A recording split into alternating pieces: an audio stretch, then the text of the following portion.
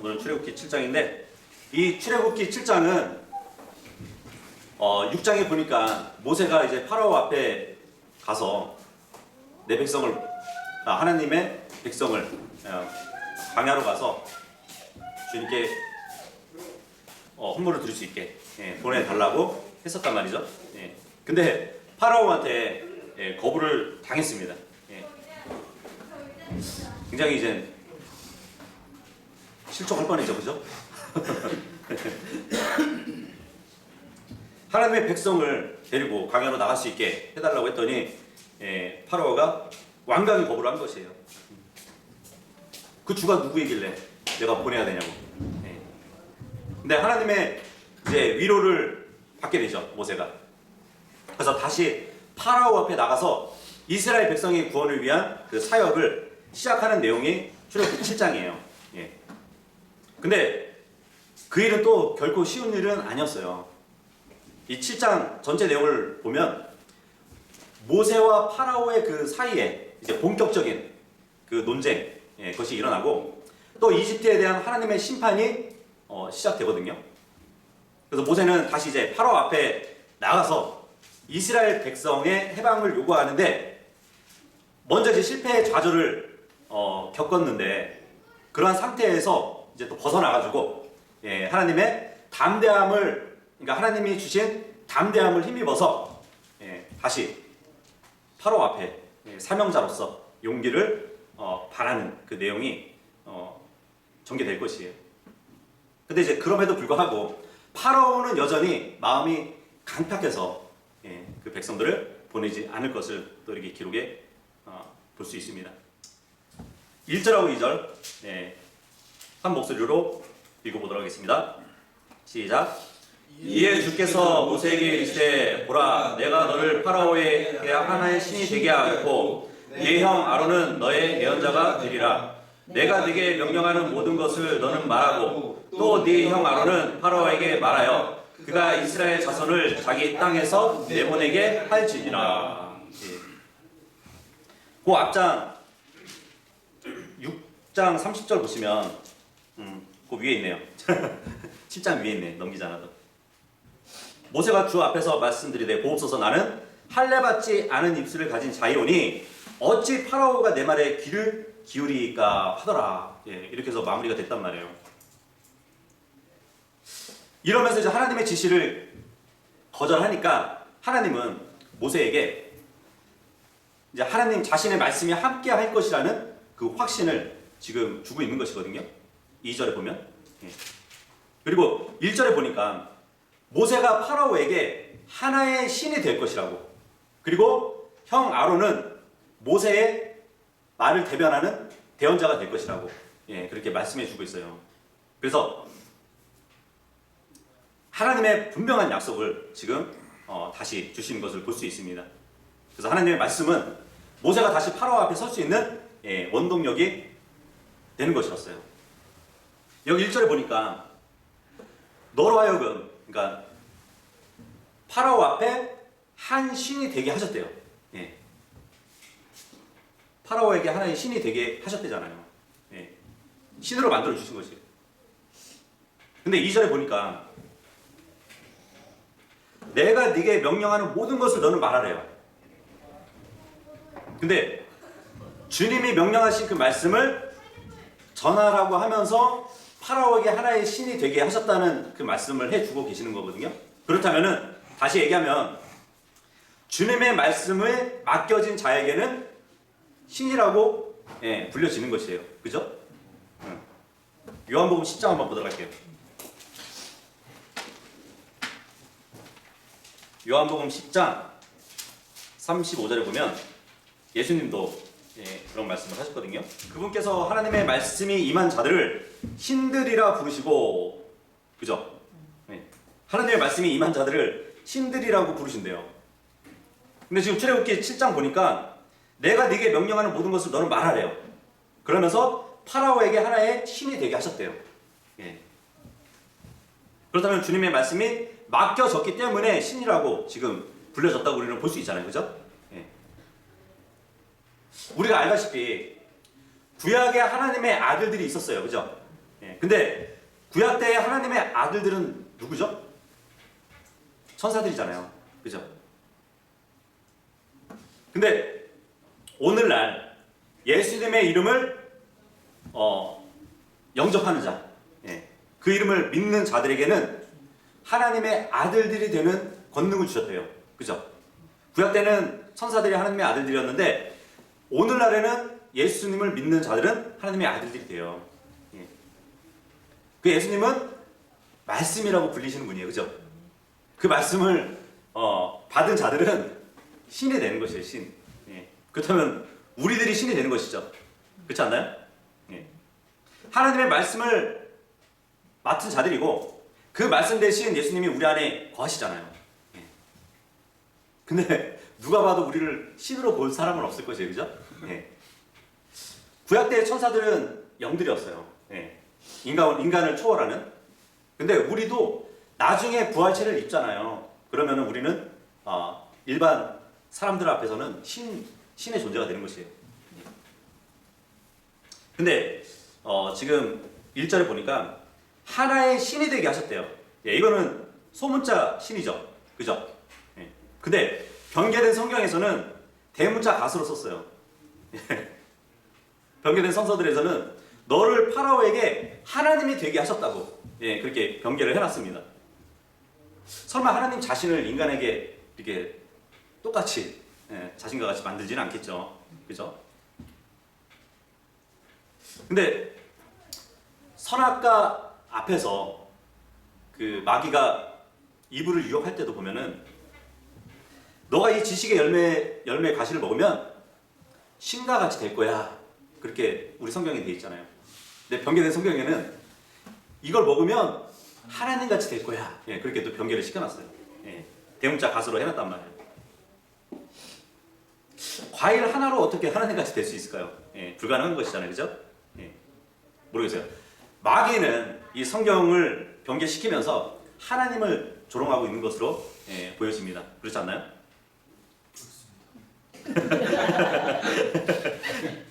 그렇군요. 2절에 다시 보시면 내가 네게 명령하는 모든 것을 너는 말하고 또 네 형 아론은 파라오에게 말하여 그가 이스라엘 자손을 자기 땅에서 내보내게 할지니라. 예. 이 말씀을 보면 그 출애굽기 4장 15절 한번 보도록 할게요. 출애굽기 4장 15절 16절을 다시 언급하는 말씀 같아요.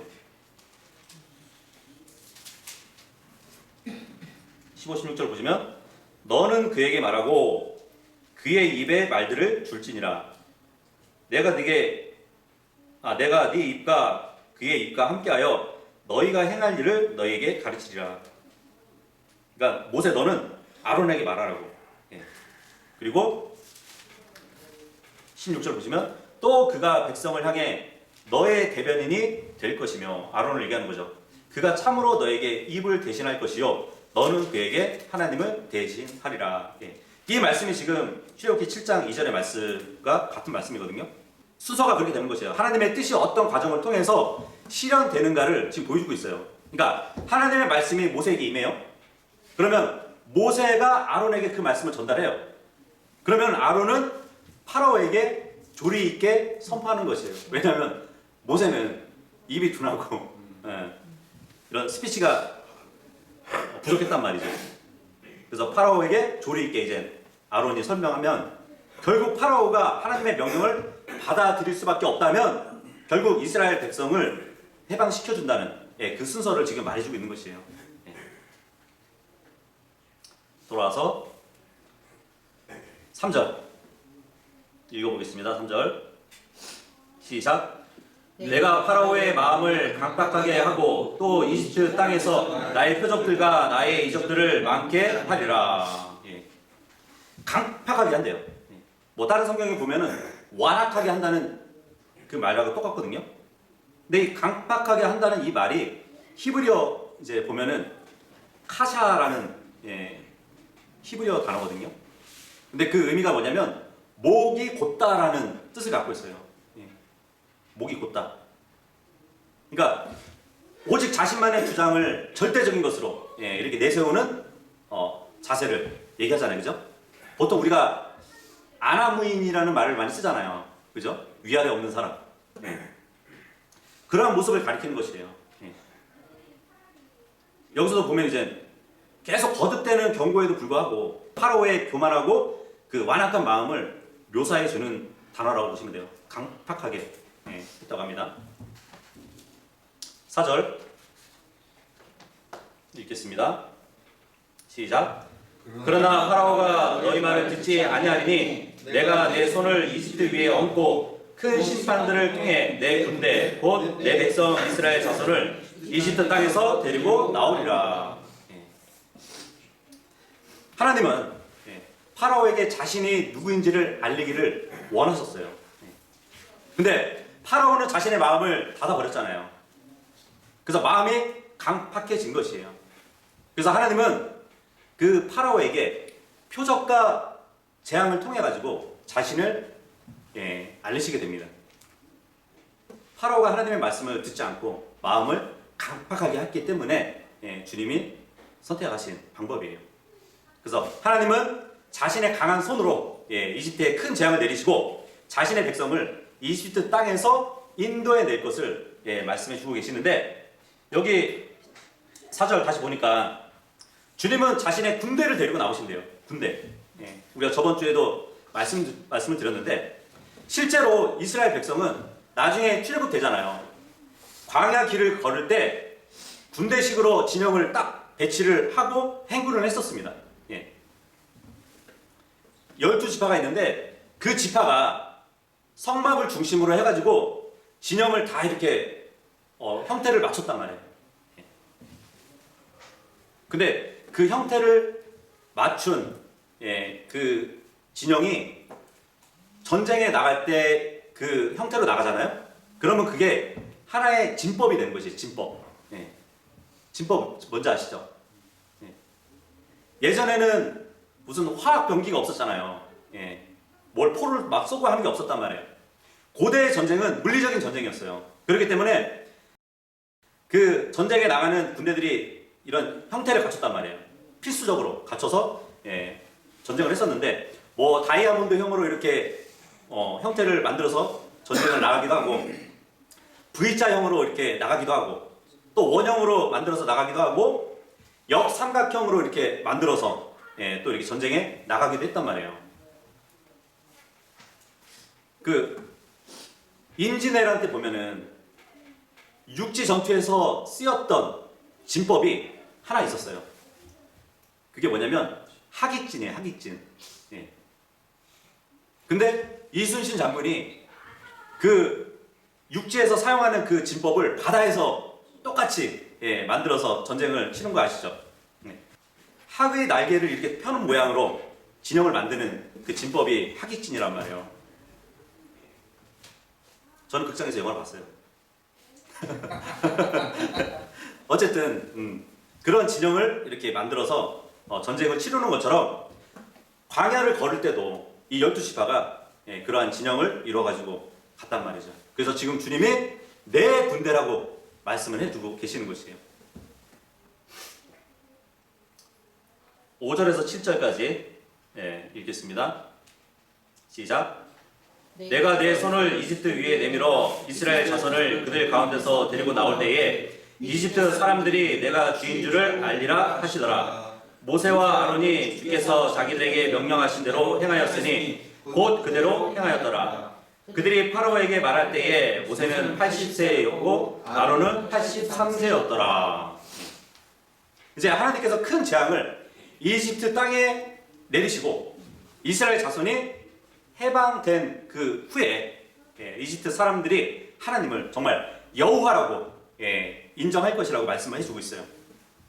모세와 아론은 이 하나님의 능력의 말씀을 통해 가지고 힘을 얻고 그 말씀대로 순종했습니다. 그래서 파라오 앞에 나아가게 된 것이에요. 그때 그들의 나이는 모세는 80세, 아론은 83세가 돼요. 3살 차이네요, 그죠? 저와 형이 3살 차이거든요. 전혀 본문하고 관계없죠?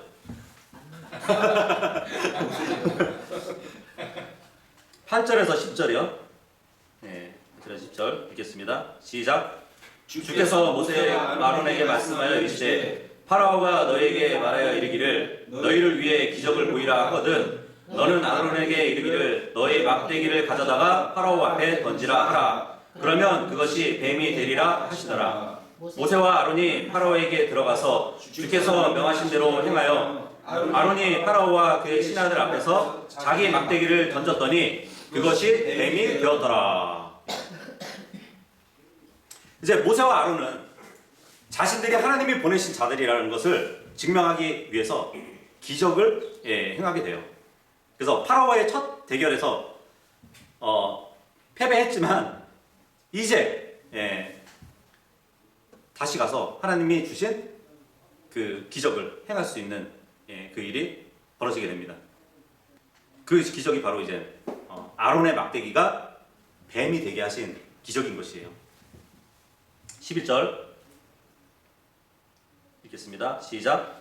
이에 파라오도 현자들과 마법사들을 부르니 이집트의 마술사들도 자기들의 마술을 가지고 같은 식으로 행하였더라.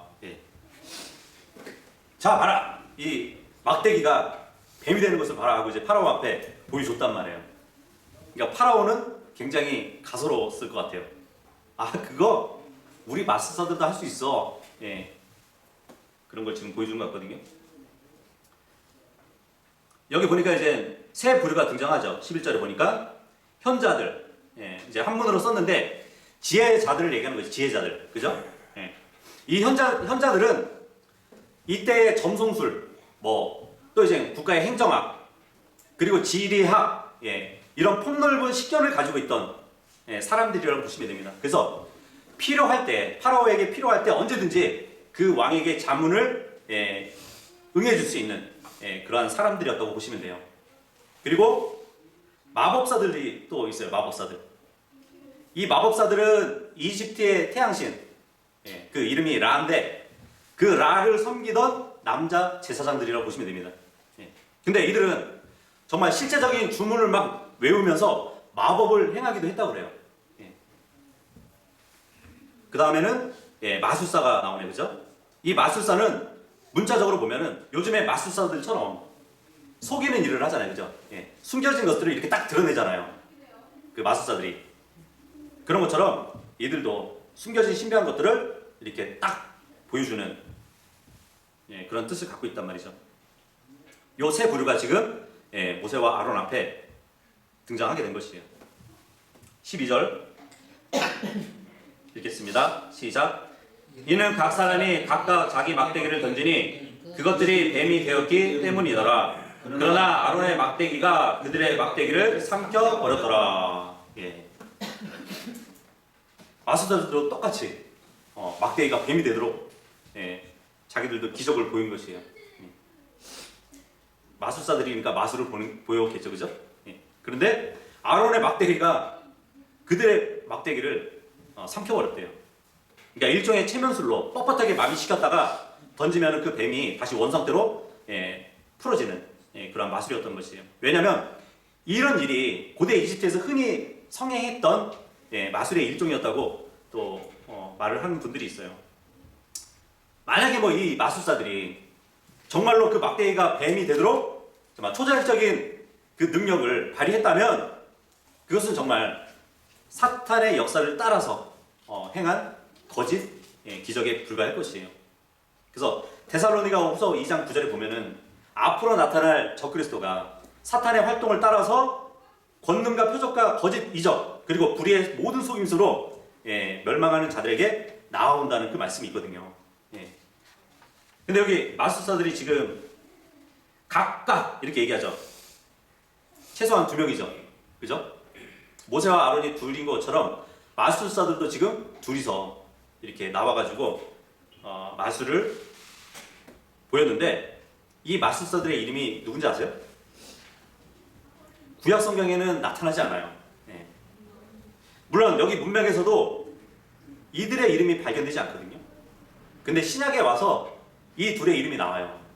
그래서 성경은 점진적인 계시를 담고 있는 말씀이라고 보시면 됩니다. 디모데후서 3장 8절에 보면 이들의 이름이 나와요. 모세와 아론을 대적했던 마술사들. 디모데후서 3장 8절에 보면은 이제 얀네와 얀브레가 모세를 대항한 것 같이. 이들이에요. 얀네와 얀브레.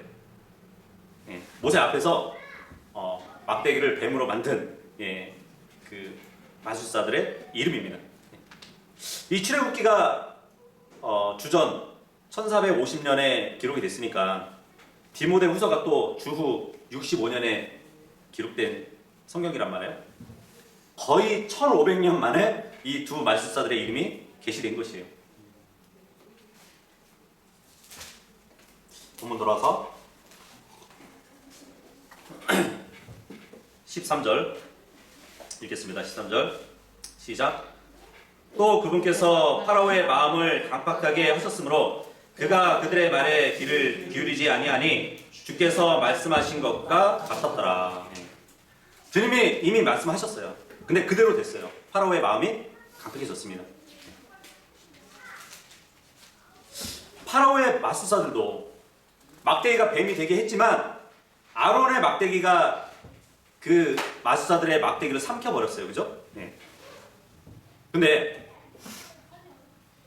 이집트에서는 이 독사들의 왕이라고 불리는 아포피스 신이라고 있었습니다.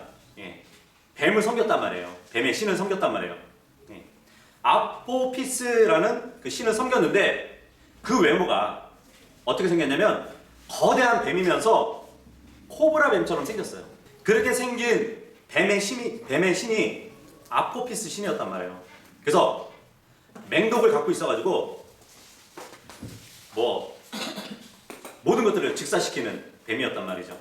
그리고 불사신으로 여겼던 뱀신이었단 말이에요. 근데 지금 주님은 그 뱀을 삼켜버리시는 큰 신이라는 것을 또 보여주고 계신 것이에요. 그러니까 이집트에 하나님이 재앙을 내리시는 것은 신들의 전쟁이라고 일단은 베이스를 깔고 우리가 이해를 해야 돼요. 이제 당시에 보면은 그 파라오들도 보면은 그 파라오가 착용하는 그 왕관들 보잖아요. 그러면 그 중간에 코브라 문양이 있어요. 혹시 보셨는지 모르겠어요. 그래서 이 뱀은 파라오의 왕권과 통치력을 또 상징하기도 했단 말이에요. 그래서 아론의 막대기의 뱀이 파라오의 일당의 뱀을 삼킨 것은 하나님의 권세 앞에 파라오의 권세가 감히 대항할 수 없다는 것을 또 시사하는 것을 보여줍니다. 그러니까 하나님 앞에 하나님은 파라오에게 자신의 능력을 보여주신 것이에요. 하지만 그럼에도 불구하고 하나님의 말씀대로 파라오의 마음은 강팍해가지고 모세와 아론의 말을 듣지 않았던 것이에요. 어쩌면 파라오는 그 모세가 본래 이집트에서 학문을 배웠었잖아요. 그죠? 그러한 정보를 알고 있었는지 모르겠어요. 이 이집트 왕궁에서 교육을 받았다는 것을 알고 있었기 때문에 오랜 시간 광야에서 생활하면서 그동안에 마술을 익혔을 것이라는 그런 의심을 받았을 수도 있을 것이에요. 어쨌든 하나님은 파라오의 마음을 강팍하게 하셔가지고 그 파라오가 모세의 요구를 거절했고 백성들을 보내주지 않은 것을 말씀해주고 있습니다. 어떻게 보면 파라오가 강팍하게 된 것은 스스로가 된 것이 아니라 하나님이 그렇게 만드신 것처럼 보이지 않나요? 그죠? 그분께서 파라오의 마음을 강팍하게 하셨다고 그러잖아요. 파라오는 강팍하게 안 할 수도 있는데 하나님이 그렇게 만드신 것처럼 보여지지 않나요? 그렇습니다. 근데 하나님이 파라오의 마음을 강팍하게 만든 것이 아니라 그 악한 파라오의 마음을 이용하셨다고 우리가 이해하시면 돼요. 악한 파라오의 마음이 더 강팍해지도록 허락하셨다는 것이에요. 그래서 그것을 통해서 하나님의 권능이 드러나고 또 그것을 활용하신 것이라고 보시면 되거든요. 그러니까 파라오의 악행의 책임은 파라오 자신에게 있는 것이에요.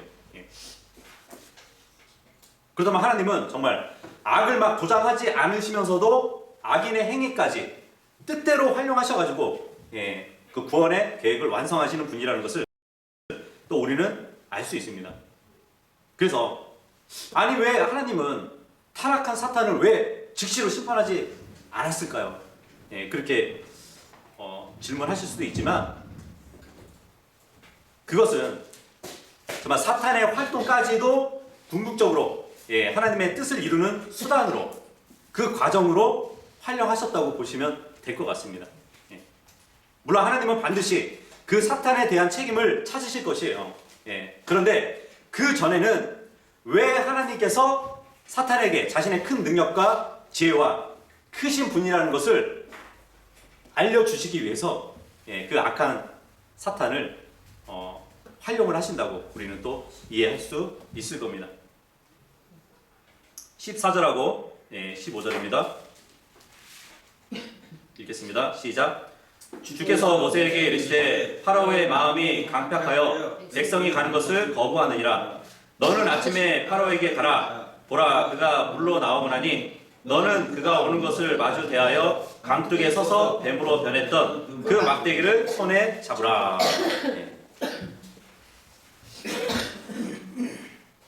여기 보니까 파라오가 이제 물로 나온다고 말씀을 하고 있어요. 근데 물로 나온다 이 말씀 영어로 보면 더가 붙어 있어요, 그죠? 정관사 더가 붙어 있단 말이에요. 그렇다면은 그 물로 나오리니 이 말씀으로 보시면 됩니다. 어느 지정된 물을 얘기하는 것이에요. 그렇다면 파라오가 매일 아침 다녔던 그 물을 얘기해 주는 것이에요. 나일강일 것이에요, 나일강.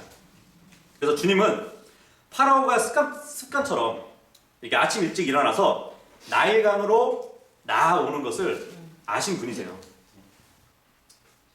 물론 나일강으로 나오는 그 이유가 산책을 즐기기 위해서 나온 것이 아니라 나일강을 숭배하는 그 아침 제사를 위해서 나온 것으로 우리가 또 추측해 볼 수 있어요. 늘 습관대로 다니엘이 늘 습관대로 하나님께 3번 작전에서 이렇게 기도한 것처럼 시간을 내서 기도한 것처럼 파라오도 늘 습관처럼 아침에 나일강에 나가서 그런 종교 행위를 했다고 우리가 이해하시면 됩니다. 그 궤에 담겨있던 모세를 발견할 때도 파라오의 딸이 나일강에 있었단 말이에요. 자신의 몸을 정결하기 위한 종교 행위를 하고 있는 가운데 있었단 말이죠. 그래서 이때의 나일강은 하나의 신으로 여겨졌단 말이죠. 그래서 참고로 보면 그 최근에 발견된 그 고대 이집트 파피루스에 보면은 나일강 숭배를 하는 데 있어서 제사장들이 이제 그 나일강을 찬미하는 가사가 기록된 그 기록물을 발견했다고 또 고고학적으로 설명을 해주기도 합니다. 16절에서 18절까지 읽겠습니다. 시작. 그리고 그에게 이르기를 히브리 사람들의 주 하나님께서 나를 왕에게 보내어 이르시되 내 백성을 가게 하여 그들이 광야에서 나를 섬기게 하라 하였으나 오소서 이제까지 왕이 들으려 하지 아니하였나이다. 주께서 이같이 이르시되 네가 이 일로 인하여 내가 주인 줄을 알리라 하셨나이다. 오소서 내가 내 손에 막대기로 강에 있는 물들을 치면 그것들이 피로 변하리라. 또 강에 있는 물고기가 죽고 강이 악취를 내리니 이집트 사람들이 그 강의 물을 마시기를 싫어하리이다 하라 하시니라. 그 뱀이 되었던 막대기를 가지고 그 나일강 물을 치래요. 그러면 피가 될 것이라고 말을 합니다. 근데 여기 물들을 치라 했을 때 이 물들을 친다는 말이 히브리어 보면은 내리치다, 치명타를 입히다 이런 의미가 있거든요. 그래서 이 단어가 어디에 쓰였냐면 그 다윗이 사울 앞에서 그런 얘기를 하거든요. 내가 양들을 지킬 때 아버지의 양들을 지킬 때 막 사자나 곰이 이렇게 달려들면 내가 그 어린 양을 움켜쥐면서 그 맹수들을 쳤다는 그 말을 하거든요. 거기에 쓰인 단어예요. 그 맹수들을 쳤다. 그리고 하나님의 징벌로 이제 묘사할 때도 이 쳤다는 이 히브리어 단어를 쓰거든요. 예를 들어 창세기 19장 11절에 보면은 소돔에 나타난 그 천사들이 있었잖아요. 그 롯 집에 방문했던 천사들이 있었는데 그 소돔 백성들이 와가지고 이 천사들을 막 달라고 우리가 그들과 함께 누우려고 막 그런 상황에서 천사가 그 사람들을 쳤다는 말을 나와요. 그들을 쳐가지고 눈이 멀게 하거든요. 그때 쳤다는 말이 여기 사용된 말입니다. 그리고 앞으로 이제 이집트에 있는 사람들의 첫 그 장자를 치는 재앙이 있잖아요. 그때 장자들을 쳤다는 그 말을 할 때도 사용된 단어예요. 그러니까 이 나일강 물을 쳤다는 것은 하나님의 재앙, 그것을 직접적으로 묘사해 준다고 볼 수 있습니다. 어떻게 보면 이 나일강도 신으로 숭배를 했었단 말이에요. 이집트에서. 그렇다면 나일강을 쳐가지고 피로 만드셨다는 것은 이집트의 우상으로 숭배받았던 그 나일강 신을 주님이 쳐서 피를 흘리게 만드시는 그런 모습도 보여주는 것 같아요. 그죠?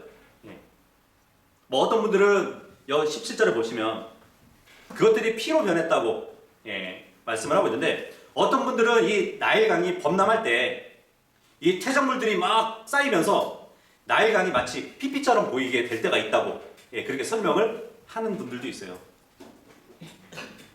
그러니까 진짜 피가 된 것이 아니라 그 물이 이렇게 벌겋게 보이는 것을 적조 현상이라고 그러나요? 그죠?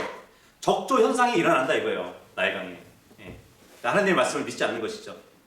만약에 뭐 적조 현상이 일어난다 쳐도 이제 막 고기가 죽고 심한 악취를 풍기는 그런 일은 발생하지 않지 않나요? 그죠?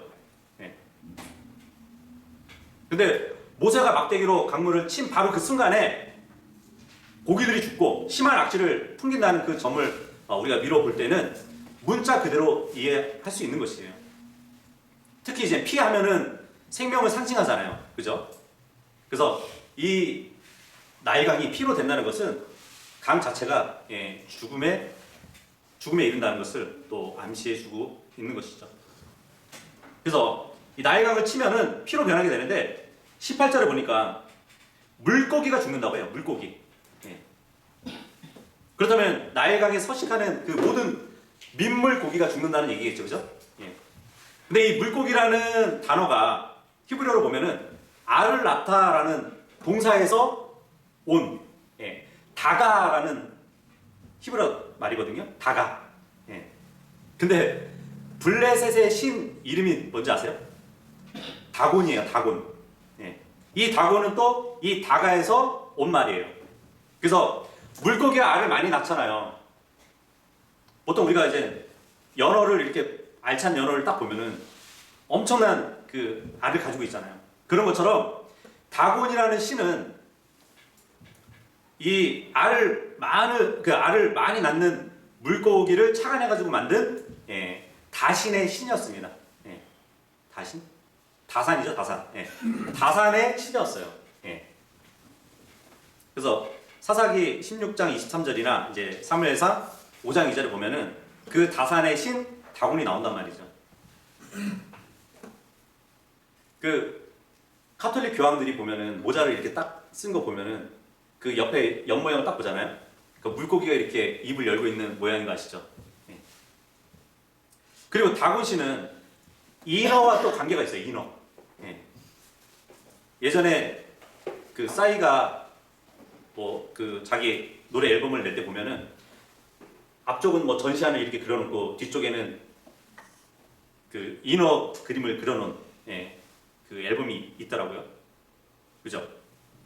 그 다곤 신하고 관계가 있단 말이에요. 근데 그 싸이라는 이름 자체가 인어예요. 어쨌든 이제 이집트인들은 물고기를 주식으로 해서 살았었어요. 어떻게 보면 나일강은 그 공급처였단 말이에요.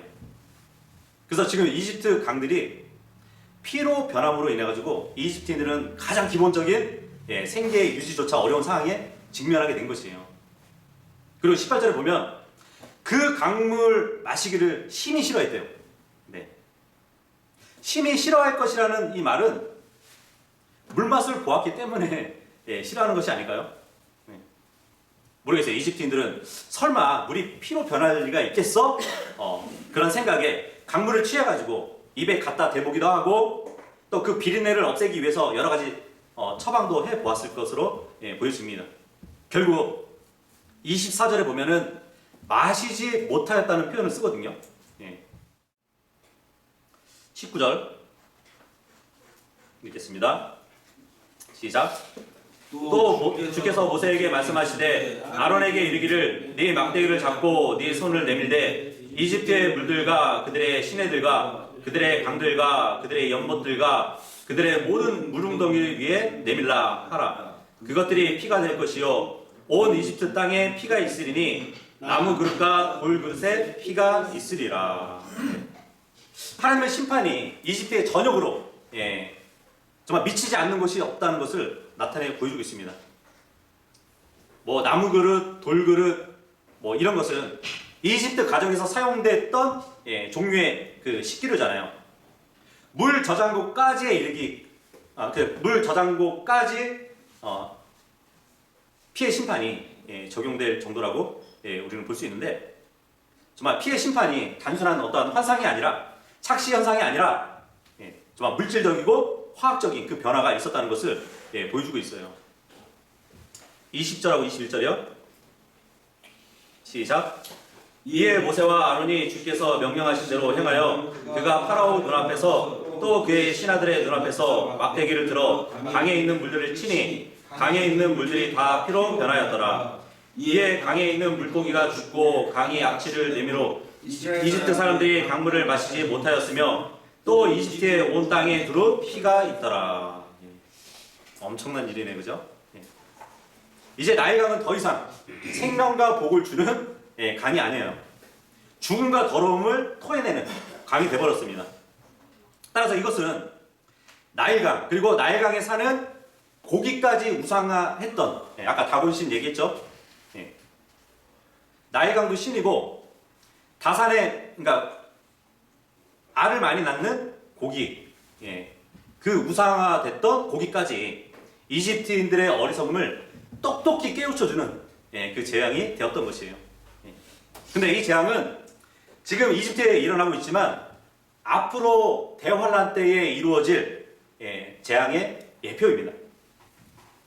계시록 16장 3절하고 4절 보면 이제 천사가 유리병을 바다 위에 쏟는 그 일이 나오거든요. 그렇게 되니까 이제 바다에 죽은 사람의 피같이 되어서 그 생물들이 다 죽는 그러한 일이 앞으로 벌어지게 되거든요. 그리고 또 유리병을 이제 강들하고 물들에 이제 부으니까 다 피가 되는 그러한 일이 대환란 때 이루어지거든요. 그래서 출애굽기에 일어난 이 피해 재앙은 대환란 기간에 있을 재앙을 또 예표해 주는 것이에요.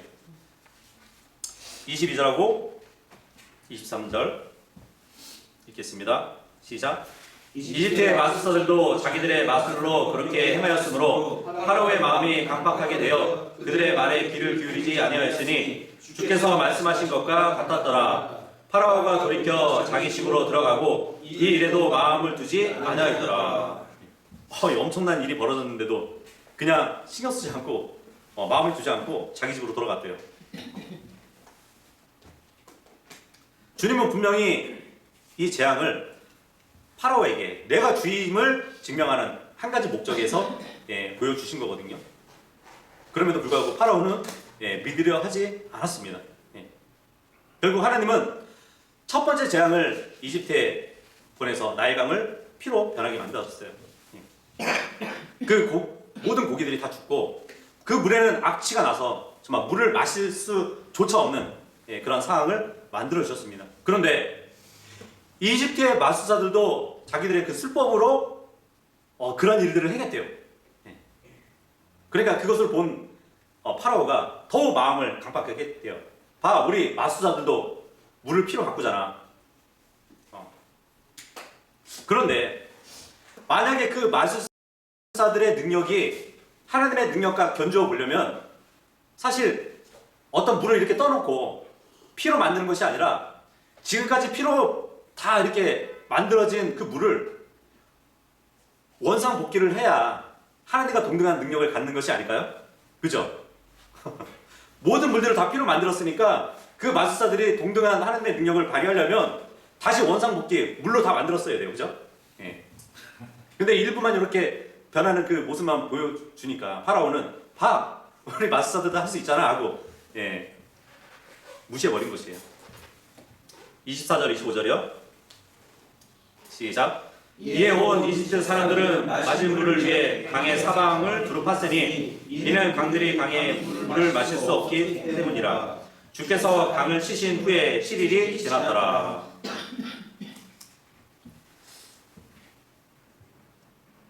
이집트 사람들이 마실 물이 없어가지고 그 강의 사방을 막 두루 파가지고 마실 물을 찾았대요. 그렇다면 아직 피가 되지 않은 물이 있을 가능성을 보여줍니다. 그죠? 왜냐하면 생각해 보세요. 모든 물들을 다 피로 만드셨다면 마술사들이 어디서 물을 구해가지고 그 마술을 구했겠어요. 그죠? 예. 물이 있었다는 거잖아요. 예. 근데 마술사들이 피로 변하지 않은 물을 어디서 구했을까요? 예, 그런 의문이 들 수밖에 없는데 24절에 보니까 강의 사방에서 두루 팠대요. 예. 그리고 두루 파가지고 거기서 피가 되지 않은 물을 썼던 것으로 보여주기도 합니다. 예. 그래서 역사적으로 보면은 이 이집트 사람들은 비상시가 되잖아요. 물론 여기서 비상시가 7일이라는 기간이 되겠네요. 그죠? 25절에 보니까. 예. 이집트인들이 비상시에는 필요를 충족시키기 위해서 샘을 팠다고 그래요. 예. 그런데 이 이집트 땅은 질소가 굉장히 많았다고 해요. 예. 그래서 질소가 많았던 그 이집트의 토질 때문에 샘물을 파더라도 쓰고 쓴맛을 내고 짠맛을 냈다고 합니다. 예.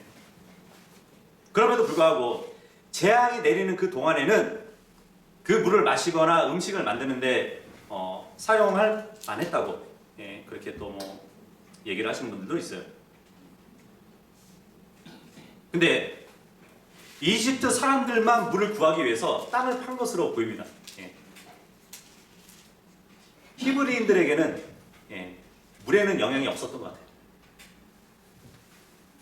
그래서 이집트에 내리는 하나님의 10가지 재앙이 이렇게 내려질 때 보면은 이집트인들을 경향해서 내리지 히브리인들에게는 피해가 가지 않도록 예, 만드시는 분이시거든요. 예, 그것을 또 우리가 어떻게 볼 수 있냐면 예를 들어 8장 22절에 가시면 8일 때 재앙을 주님이 보내시는데 히브리인들이 있는 그 고센 땅은 분리시켜 놓고 예, 8일 때를 이집트에 보내줘요. 예, 구분해 주시는 거잖아요. 그리고 9장 4절에 보면은 전염병을 또 주님이 보내실 때 이집트인들의 가축들은 다 죽이시는데 이스라엘 백성들의 가축들은 죽이지 않으세요. 그리고 9장 26절에 보면 주님이 하늘에서 우박을 내리실 때도 보면 이스라엘 자손이 있는 고센 땅만 내리지 않게 만드시거든요.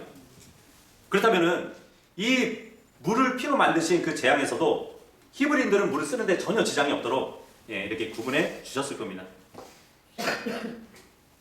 근데 물이 피로 된 이 재앙이 7일 동안 예, 이어졌다고 말씀해주고 있어요. 정말 이 사건은 정말 심각한 문제가 아닐 수 없는 것이죠. 예. 왜냐하면 이 이집트 땅에게 있어서는 이 나일강은 정말 농사와 경제에 대한 굉장히 중요한 역할을 했단 말이에요. 예. 이 나일강을 생명의 젖줄로 숭배했기 때문에 예, 지금 엄청난 재앙을 겪고 있는 것이에요. 그 나일강을 하나님이 치셨고 이집트의 풍요의 신, 이 나일강을 하피의 신으로 불렸단 말이에요. 이 하피 신을 쳐버리신 예, 하나님이 더 큰 신이라는 것을 또 예, 보여주셨던 것이에요. 그래서 오늘 이 7장을 우리가 봤는데 모세는 이전에 하나님께서 자신이 어떤 분이신지를 말씀하셨는데도 불구하고 계속 나는 입이 둔한 사람이라고 막 뒤로 빼고 그랬었잖아요. 뭐 나의 능력 형편없다고. 나를 바라보면서 예, 자기 스스로가 정말 좌절할 수 있는 예, 그 표현을 썼단 말이에요. 예. 그죠? 나는 안 됩니다. 내 입은 둔합니다. 나는 형편이 없습니다. 자꾸 뒤로 뺐단 말이에요. 그런 모세를 위해서 하나님은 아론을 대원자로 삼으시고 좀 모세가 혼자라고 느끼지 않도록 아론을 붙여주시고 또 하나님께서 마땅히 자신의 말씀을 주시고 내가 언약의 하나님 여호와라는 것을 또 이렇게 심어주시면서 용기를 주신 것을 볼 수 있습니다. 그래서 이것은 정말 이 출애굽의 원인이 사람의 가진 어떤 언변이나 재능에 있는 것이 아니라 오히려 하나님의 능력이 있다는 것을 또 우리가 볼 수 있는 것이죠. 그래서 하나님은 연약한 그 모세를 다시 강하게 하시고 자신의 일꾼으로 삼으셔서 파라오에게 보내시는 사실을 우리가 지금 봤습니다. 그래서 모세를 통해서 하나님은 자신이 주님이심을 이집트 땅에 알리시는 일을 하신 것이에요. 물론 파라오의 마음은 강팍하게 되어가지고 하나님을 대적했습니다. 그래서 우리가 이 사건을 통해서 우리는 하나님을 아는 지식이 얼마나 소중한지를 깨닫게 되는 것이에요. 그래서 우리는 주님을 아는 것이 정말 지혜의 시작이라는 그 말씀대로 정말 우리는 말씀을 다시 한번 되새겨 보아야 되는 것이에요. 그래서 하나님은 모든 사람이 이 하나님을 아는 지식에서 자라나기를 또 원하시는 분이십니다. 우리가 모세를 보면 비록 자기 관련, 그러니까 어떻게 보면 자기 관념을 갖고 있고 한계에 갇혀 있는 인간이었지만 그러한 자를 하나님이 도구로 사용해 주셨다는 것. 거기다가 나이 80세, 아론은 83세였는데 이 두 노인을 통해서 하나님이 자신의 일을 행하셨다는 것을 보면 우리는 하나님 앞에 나약한 존재라 할지라도 아무리 모자라 할지라도 연약할지라도 우리는 한계에 부딪힐지라도 우리를 통해서 능력을 발휘하시는 그 하나님을 우리는 믿어야 되는 것이에요. 그래서 오늘도 우리를 도구 삼으셔가지고 하나님의 구원의 메시지가 전해질 수 있는 그 일이 소망되어지기를 바라겠습니다.